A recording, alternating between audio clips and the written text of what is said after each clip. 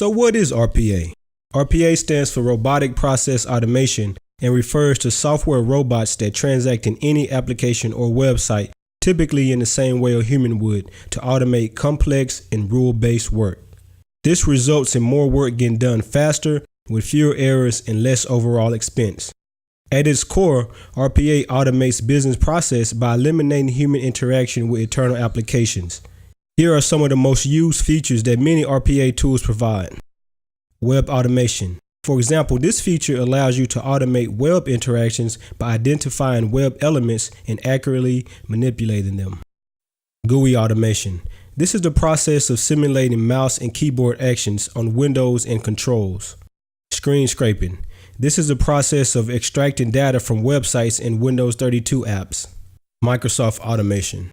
Automating Microsoft Office applications may be the most used feature within any RPA tool.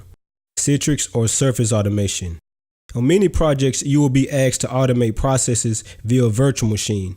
In this situation, surface automation or Citrix automation is used because you cannot access the elements that make up the user interface. And that summarizes RPA. Thanks for watching.